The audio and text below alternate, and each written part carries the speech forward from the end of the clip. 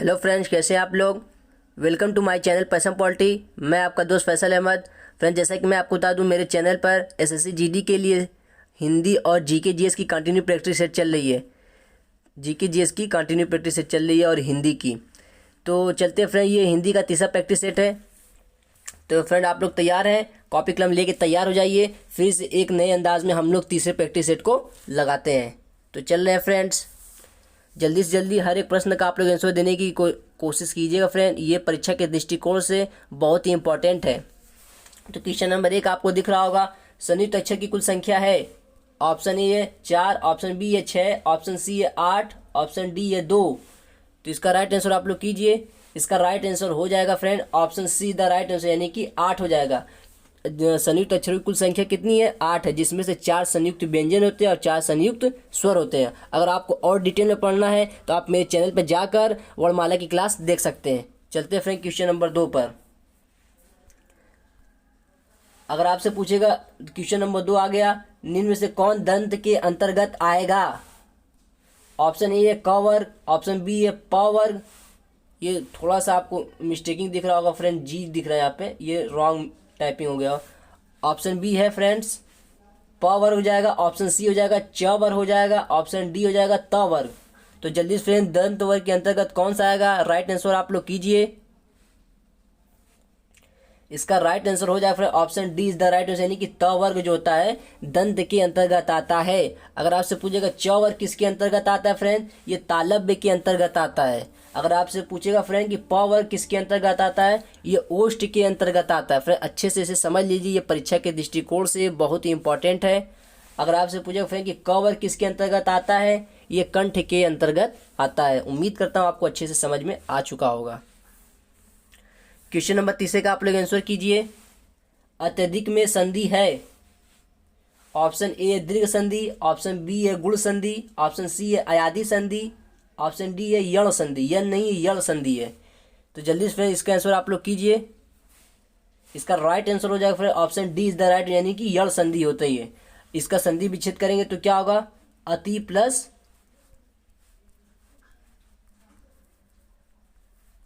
अधिक होगा। उम्मीद करता हूँ आपको अच्छे से समझ में आ चुका होगा। अब चलते हैं फ्रेंड क्वेश्चन नंबर 4 पर।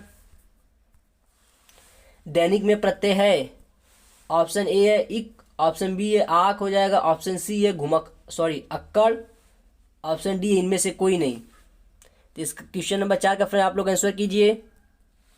इसका राइट आंसर हो जाएगा friend option A is the right, यानी कि इक हो जाएगा। दैनिक, इसका मूल शब्द क्या होगा? दिन प्लस,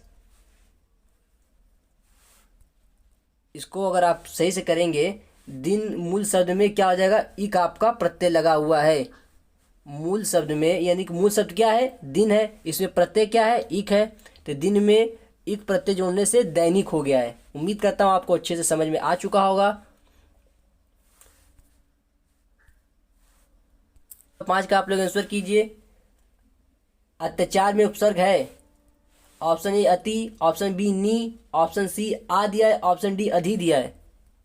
इसका राइट आंसर आप लोग बताइए। इसका राइट आंसर हो जाएगा फिर option A is the right answer, यानी कि अति।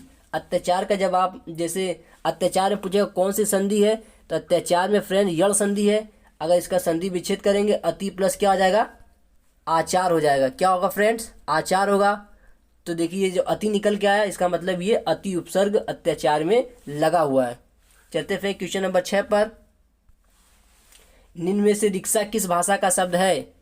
ऑप्शन ए अंग्रेजी, ऑप्शन बी जापानी, ऑप्शन सी पुर्तगाली, ऑप्शन डी अरबी। तो इसका राइट आंसर आप लोग बताइए फ्रेंड। इसका राइट आंसर हो जाएगा फिर option B is the right, यानी कि जापानी हो जाएगा। अगर आपसे पूछेगा कि अंग्रेजी भाषा का शब्द कौन सा है, जैसे हॉस्टल हो गया, कॉलेज हो गया, ये अंग्रेजी भाषा का शब्द है। अगर आपसे पूछ दे कि पुर्तगाली भाषा का, तो पुर्तगाली भाषा का शब्द फ्रेंड मैं कल वाले प्रैक्टिस सेट में आपको बताया था, अलमारी होता है, आलपीन होता है, फीता होता है, मेज होता है, ये सब पुर्तगाली भाषा का शब्द है। उम्मीद करता हूँ आपको अच्छे से समझ में आ चुका होगा। अब क्वेश्चन नंबर 7 पर चलते हैं। यौ का तद्भव रूप होगा। ऑप्शन ए चावल, ऑप्शन बी जौ, ऑप्शन सी इमली, ऑप्शन डी इनमें से कोई नहीं। इसका राइट आंसर फ्रेंड आप लोग कीजिए। इसका राइट आंसर हो जाएगा friends option be the right answer, यानी कि यौ का तद्भव जौ हो जाएगा। अगर आपसे पूछे अम्लिका, अम्लिका क्या है? तत्सम शब्द है जिसका तद्भव क्या होता है? इमली होता है। इसको भी अपने माइंड में सेट कर लीजिएगा फ्रेंड्स। क्वेश्चन नंबर 8 का आप लोग आंसर कीजिए। दुर्गति का विलोम शब्द होगा ऑप्शन ए वज्र, ऑप्शन बी तुच्छ, ऑप्शन सी सदगति, ऑप्शन डी इनमें से कोई नहीं। इसका राइट आंसर बताइए। इसका राइट आंसर हो जाएगा फिर option see the right answer, यानी कि सदगति होगा। अगर पूछे कुसुम का विलोम क्या होगा? वज्र हो जाएगा। महान का विलोम क्या होता है? तुच्छ होता है। उम्मीद करता हूँ फिर आपको ये प्रैक्टिस सेट अच्छा लग रहा होगा। चलिए फिर क्वेश्चन नंबर 9 का आप लोग आंसर कीजिए। केस का पर्यायवाची शब्द नहीं है। ऑप्शन ए कुंतल, ऑप्शन बी अलक, ऑप्शन सी कच्छ, ऑप्शन डी पुंडरीक। तो इसका राइट आंसर हो जाएगा फिर option D is the right, यानी कि पुंडरीक। ये पुंडरीक फ्रेंड कमल का पर्यायवाची है। और ऑप्शन ए बी और सी जो दिख रहा है ये सब केस का पर्यायवाची शब्द। केस का मतलब बाल होता है फ्रेंड। उम्मीद करता हूं आपको समझ में आ चुका होगा। अब क्वेश्चन नंबर 10 पे चलते हैं फ्रेंड्स। बेशर्म में कौन सा समास है? ऑप्शन ए द्विगु समास, ऑप्शन बी द्वंद्व समास, ऑप्शन सी कर्मधारय समास, ऑप्शन डी अव्ययीभाव समास। इसका राइट आंसर फ्रेंड आप लोग बताइए। इसका राइट आंसर हो जाएगा फिर option D is the right, यानी कि अव्ययीभाव समास है। अव्ययीभाव समास का फ्रेंड मैंने ट्रिक बता चुका हूँ, उसको आप पिछली प्रैक्टिस सेट में जाके देख सकते हैं। द्विगु समास में इसका पहला पद क्या होता है? संख्यावाची विशेषण होता है। और द्वंद्व समास में फ्रेंड जैसे माता पिता, ये क्या है? द्वंद्व समास है। द्वंद्व समास की अगर पहचान अच्छे से अगर डिटेल में आपको देखना है तो आप मेरे चैनल पे जाके समास की क्लास आप देख सकते हैं। इसमें माता पिता हो जाएगा, भाई बहन हो जाएगा फ्रेंड, ये सब द्वंद्व समास के अंतर्गत आता है। क्वेश्चन नंबर 11 का फ्रेंड आप लोग आंसर कीजिए। कटफल, कटफल नहीं है फ्रेंड, ये कंठफल है। क पे अनुस्वार रहेगा। कंठफल का तद्भव होगा ऑप्शन ए कटहल, ऑप्शन बी है जनेयू, ऑप्शन सी है आंसू, ऑप्शन डी इनमें से कोई नहीं। जल्दी से फ्रेंड क्वेश्चन नंबर 11 का आप लोग आंसर कीजिए। इसका राइट आंसर हो जाएगा फिर option A is the right answer, यानी कि कंठफल का तद्भव कटहल होगा। यज्ञोपति का तद्भव क्या होगा? जनेयू हो जाएगा। अश्रु का तद्भव क्या होगा? आंसू हो जाएगा। उम्मीद करता हूँ आपको सारा ऑप्शन समझ में आ रहा होगा। क्वेश्चन नंबर 12 पे चलते हैं। इनमें कौन स्त्रीलिंग है? ऑप्शन ए प्यास, ऑप्शन बी नदी, ऑप्शन सी इलायची, ऑप्शन डी ये सभी। तो मैं आपको बता दूं इसका राइट आंसर हो जाएगा option D is the right answer, यानी कि प्यास हो जाएगा, नदी हो जाएगा, इलायची, ये सब स्त्रीलिंग के अंतर्गत आता है। इसे ठीक से समझ लीजिए। मान लीजिए आपको प्यास लगी है तो आपको इधर पानी वानी मिल नहीं रहा, तो आप बगल में देखा नदी है तो आप नदी के पास गए और इलायची खा के पानी पी लिया, यानी कि प्यास लगी है, नदी के पास गए और इलायची खा के पानी पी लिया। प्यास, नदी, इलायची ये सब स्त्रीलिंग के अंतर्गत आते हैं। इसको मैं ट्रिक से समझाने की कोशिश किया हूँ फ्रेंड्स। अब फ्रेंड आगे बढ़ते हैं। चलिए फ्रेंड क्वेश्चन नंबर 13 का आप लोग आंसर कीजिए। आगम की नाव किसकी रचना है? Option A Kuber Nath Rai, option B Jaishankar Prasad, option C Dharamvir Bharati, option D Munshi Premchand.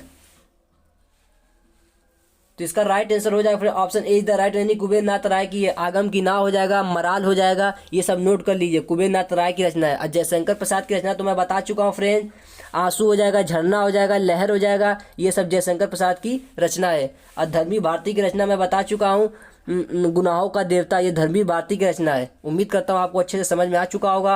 अब क्वेश्चन नंबर 14 पे चलते हैं। अणिमा और आराधना निम्न में से किसकी रचना है? जल्दी से क्वेश्चन नंबर 14 का आंसर आप लोग कीजिए। Option A Mahadevi Verma, option B Swayambhu, option C Suryakant Tripathi Nirala, option D इनमें से कोई नहीं। तो इसका राइट आंसर हो जाएगा friend option C is the right answer, यानी कि सूर्यकांत त्रिपाठी निराला की है। महादेवी वर्मा की रचना अतीत के चर्चित होता है, गिल्लू होता है, ये सब भी नोट कर लीजिएगा अपने कॉपी पर। चलते फिर क्वेश्चन नंबर 15 पर। उसने कहा था निम्न में से किसकी रचना है? Option A Chandra Sharma Guleri, option B Jaishankar Prasad, option C Bharatendu Harishchandra होगा फ्रेंड, रॉन्ग टाइपिंग हो गया होगा, भारतेंदु हरिश्चंद्र होगा, ऑप्शन डी इनमें से कोई नहीं। तो इसका राइट आंसर फ्रेंड आप लोग कीजिए। इसका राइट आंसर हो जाएगा friend option A is the right, यानी कि चंद्र शर्मा गुलेरी की रचना है। उम्मीद करता हूँ फिर आपको अच्छे से ये प्रैक्टिस से समझ में आ रहा होगा। क्वेश्चन नंबर 16 पर चलते हैं फ्रेंड्स। रामधारी सिंह दिनकर को किस रचना पर ज्ञानपीठ पुरस्कार मिला था? Option A Kamayani, option B friend ये यामा होगा, रॉन्ग टाइपिंग हो गया है, option C Urvashi, option D Godan. इनका राइट आंसर हो जाएगा friend option C is the right answer, यानी कि उर्वशी। पूछेगा किस वर्ष में मिला था, 1972 में मिला था। और आपसे पूछे कि माधवी वर्मा को कब मिला था, 1982 में। किस रचना पर उन्हें ज्ञानपीठ पुरस्कार मिला था, तो यामा पर मिला था। ये यामा है फ्रेंड, यानी कि माधवी वर्मा को पूछेगा तो यामा पर मिला था 1982 में। तो फ्रेंड आगे बढ़ते हैं। चलिए फ्रेंड क्वेश्चन नंबर 16 का आप लोग आंसर कीजिए। निम्न में से कौन जातिवाचक संज्ञा है? ऑप्शन ए राष्ट्र, ऑप्शन बी है राष्ट्रीय, ऑप्शन सी है राष्ट्रीयता, ऑप्शन डी इनमें से कोई नहीं।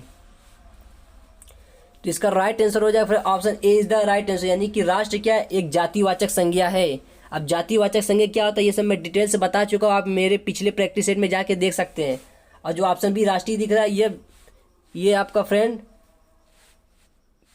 और राष्ट्रीयता ये भाववाचक संज्ञा है, और जो राष्ट्रीय फ्रेंड ये व्यक्तिवाचक संज्ञा हो जाएगी। उम्मीद करता हूँ आपको अच्छे से समझ में आ चुका होगा। टेक केयर, जय हिंद जय भारत।